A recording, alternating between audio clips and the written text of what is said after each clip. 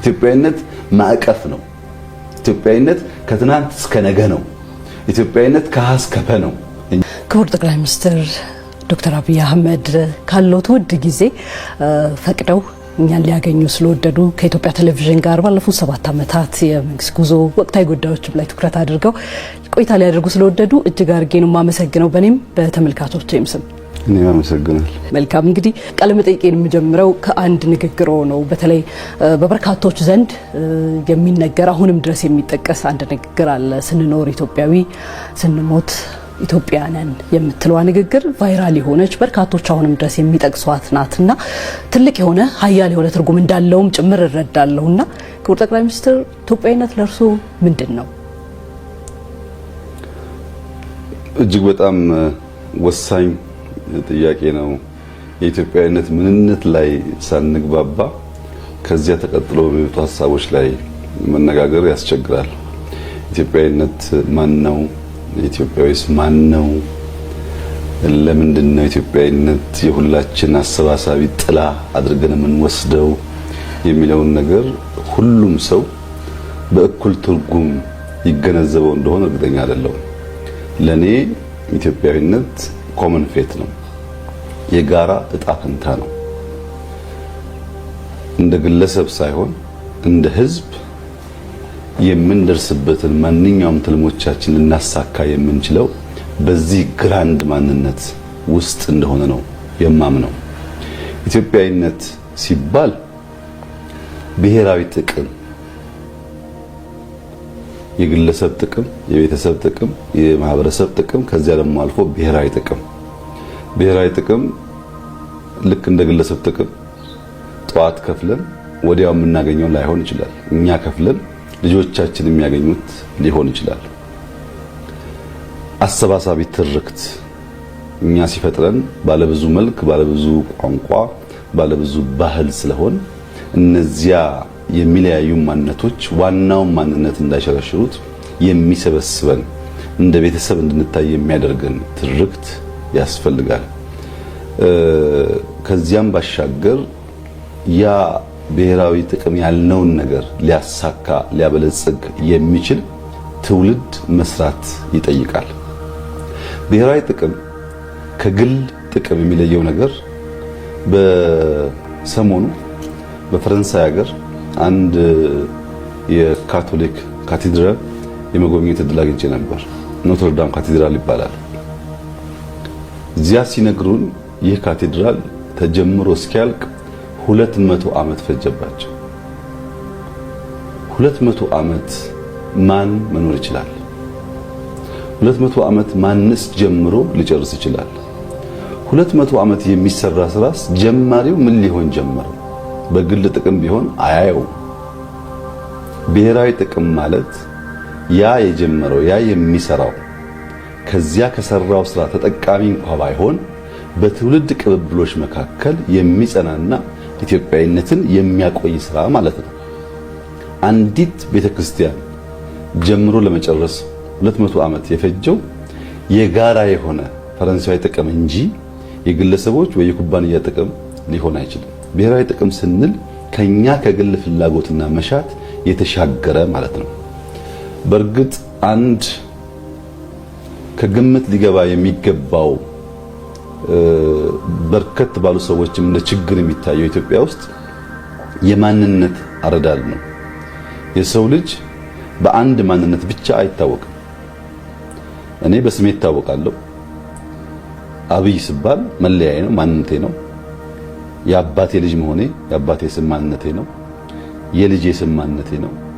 በዘር በሃይማኖት በተማርኩት ስራ በተለያየ ነገር ልታወቅ እችላለሁ። እኔ ማንነቴ የሚገለጸው በአንድ ጉዳይ ብቻ አድርጌ ወይም አንደኛውን አጉልቼ ሌላውን ሳኮስስ የኢትዮጵያዊነት ምንነትና የኢትዮጵያዊነት ትርጉም ትክክለኛውን ሚዛን ይስታል። ለምሳሌ እዚህ ቤት ውስጥ 100 ኢትዮጵያውያን ብንኖር 100 የምንሞላው ኢትዮጵያዊ ስንሆን ነው። እዚህ ካላችሁ ሰዎች ወንዶች ተለዩ ከተባለ 60 ልንሆን እንችላለን። ከወንዶች መካከል የብልጽግና ፓርቲ አባላት ተለዩ ቢባል ደግሞ 20 ልንሆን እንችላለን። ከብልጽግና ፓርቲ አባላት መካከል የሲቪል ኢንጂነር ተማሪዎች ተለዩ ብንባል ደግሞ 3 ነው እንችላለን። ሲቪል ኢንጂነር ማንነታችን ነው፣ ብልጽግና ማንነታችን ነው፣ ወንድም ማንነታችን ነው። የምንለይበት የምንገለጽበት ነገር ነው። ሁሉ ተሰካክቶ ግን ኢትዮጵያዊነት ስር ነው የሚወድቀው ማለት ነው። ኢትዮጵያዊ ሲሆን ሰብሰብ ተለቅ ይላል። ከኢትዮጵያዊ በታች ያሉ ማንነቶች ደግሞ አሉ፣ ነገር ግን እያነሱ ይሄዳሉና ወደ ትልቁ ማንነት ወደሚሰበስበን፣ ወደሚያጸናን፣ ወደሚያዘልቀን ማንነት መሰብሰብ ማለት ነው። ስንኖር ኢትዮጵያዊ ስንሞት ኢትዮጵያ የተባለው ሐሳብ እኔም የሚገዛኝ ሐሳብ ነው። ስኖር ኢትዮጵያዊ ሆኜ ለኢትዮጵያ ብሔራዊ ጥቅም ሰርቼ ለኢትዮጵያ ብሔራዊ ጥቅም ቆሜ ሳልፍም ኢትዮጵያ መሆን እመኛለሁ። ነገር ግን አንድ ወዳጄ ይሄን አባባል የሚወድና ነገር ግን የሚተች አግላይ ነው አለኝ። ስኖር ኢትዮጵያዊ ስንሞት ኢትዮጵያ የሚለው አግላይ ነው። ስኖር ዲያስፖራ ስንሞት ኢትዮጵያም ስላለን አለኝ። ምን ማለት ነው? ሰዎች በተለያየ ምክንያት ሀገራቸውን ጥለው በተለያየ ሀገር ይኖራሉ፣ ፓስፖርት ይቀይራሉ፣ ይወልዳሉ፣ ይኖራሉ። መጨረሻ ግን ብዙዎቹ፣ ሁሉም ባይሆኑ ብዙዎቹ ሲሞቱ ገንዘቡን መክፈል እንኳ ባይችሉ ኢትዮጵያውያን አዋተው ለምነው ተለቅተው አስከሬናቸውን ሀገራቸው ልከው እዚህ ይቀበራሉ። ያ ሰው ለምንድን ነው ኢትዮጵያ ሄደህ የምትቀበረው ተብሎ ከሞት በፊት ቢጠየቅ ብርድ እንዳይመታኝ እንዳይረበኝ ከጎረቤት ጋር ቡና ልጠጣ ሊል አይችልም። በሆነ ሎጂካል በሆነ መንገድ ሊያሳምነን አይችልም። ነገር ግን ሰው ሞቶ እንኳን የመጨረሻ ማረፊያው ሀገሩ እንድትሆን ይመኛል። ያ በዚያ ልክ የሚወዳት በዚያ ልክ የሚመኛትን ሀገር ማጽናት፣ መጠበቅ፣ ማስቀጠል ላይ ግን በዚያ ልክ አይተጋም። ለዚህ ነው ብሔራዊ ጥቅም የሚያስፈልገው። ስንሞት እንኳን ልናርፍበት የምንፈልገውን ምድር የማጽናትና የማቆየት ጉዳይ የየዕለት ንግግራችን የየዕለት ስራችን ውጤት ካልሆነ በእኛ እንዝላልነት ሊፈርስ ይችላል። ከፈረሰ ደግሞ ስንኖር ካናዳዊ ሆነን ስንሞት ኢትዮጵያ የምንሆንበት ዕድል ያንሳል ማለት ነው እና በጣም ጥልቅ ሐሳብ በውስጡ የያዘ ነው። ይህ በውስጡ የያዘው ሐሳብ ግን ለመጪው ትውልድ እንዴት አድርገን የጸና የለማ የማይለምን ሀገር እናቆያለን ከሚል ፍሬ ሐሳብ ጋር መሰናሰል አለበት። ምክንያቱም የጀመርነው ትውልድ ካልቀጠለ የምናስበውን ትውልድ ካልቀጠለ በስተቀር በአንድ ትውልድ በአንድ ቤተሰብ በአንድ ግሩፕ ሀገር ተሰርቶ አያልቅም። ሀገር የቅብብሎሽ ውጤት ነው። ያን ለማረጋገጥ የሚያስችል ስራ መስራት የሚቻለው ትውልድን እያሰብን ስንሰራ ነው። ነገን እያሰብን ስንሰራ ነው።